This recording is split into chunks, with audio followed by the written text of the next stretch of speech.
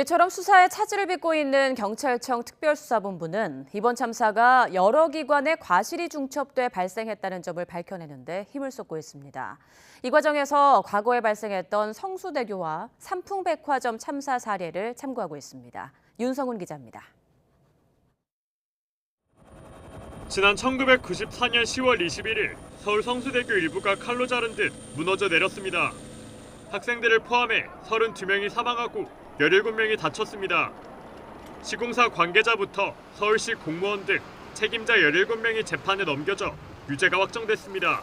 여러 명의 과실이 인명피해를 낸 사고로 이어졌다는 수사당국의 공동정범 논리가 받아들여진 결과입니다. 이듬해 발생한 삼풍백화점 붕괴 사고 책임자 13명도 같은 이유로 처벌받았습니다. 법원은 건축 계획부터 공사, 관리 등 각 단계의 과실이 복합적으로 작용해 사고를 일으켰다는 점을 인정했습니다. 158명이 희생된 이태원 참사를 수사하고 있는 경찰청 특별수사본부도 최근 두 사례에 주목하고 있습니다. 개인의 잘못이 대형 참사로 이어졌다는 논리를 입증하기는 쉽지 않지만 여러 책임자의 잘못이 중첩돼 참사를 낳았다는 인과관계를 입증하는 건 좀 더 수월하다는 판단 때문입니다. 앞서 특수본은 이임재 전 서장의 구속영장 신청 때도 개인의 잘못에 무게를 둔 논리를 폈지만 법원은 받아들이지 않았습니다. 이에 특수본은 경찰과 소방, 용산구청 등의 공동 책임을 묻는 데 주력하고 있습니다. 이미 10만 명의 인파가 몰릴 것으로 예상됐는데도 어느 기관 하나 제대로 된 대비책을 마련하지 않아 참사를 낳았다는 판단에 따른 겁니다.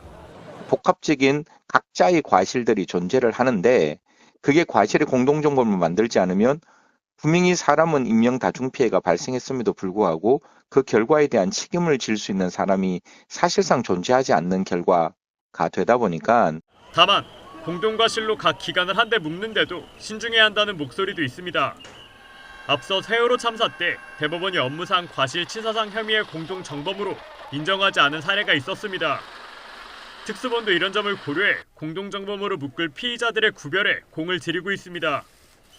결국 특수본이 이태원 참사의 책임을 어느 기관 그리고 어느 선까지 보느냐에 따라 공동정범의 얼개도 완성될 것으로 보입니다. YTN 윤성훈입니다.